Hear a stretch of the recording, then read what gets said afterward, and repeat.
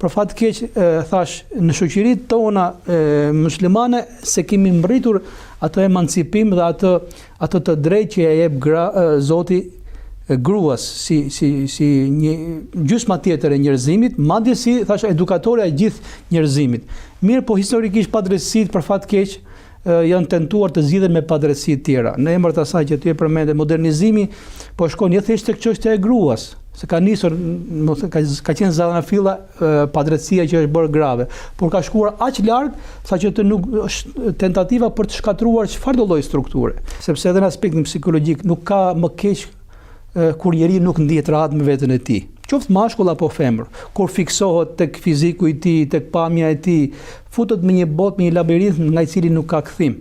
Dhe tentativat pikërisht për ta nxjerrë edhe burrin nga misioni për cilin e ka krijuar Zoti, po edhe gruan sidomos, se unë mendoj që dëmi që më i madh bëhet kur është tentativa për ta nxjerrë gruan nga misioni dhe roli i saj, sepse thash është rol vendimtar.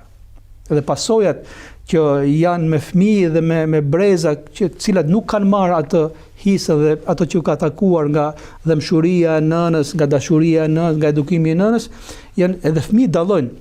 Edhe një fëmijë që është privuar nga një baba dhe një fëmijë që është privuar nga dashuria e nënës është komplet tjetër. Kjo tentativë është tamam për t'i vënë kazmën mendoj unë dhe për t'i vënë dinamit në themele gjithë njerëzimit. Pra nuk kemi thjesht për të rregulluar padrejtësinë që është bërë ndaj gruas, por po shkojmë drejt asaj që ti e përmende, është një mungesë rahatie ndaj krijimit në përgjithësi. Pastaj do fillojmë siç kemi filluar, duke shkatruar ambientin rreth rrotë, duke shkatruar planetin Tokë, tu bëhet fjalë pastaj që njeriu del totalisht nga misioni për cilin e ka krijuar Zoti dhe është ai objektiv që na ka paralajmëruar Kurani famlar.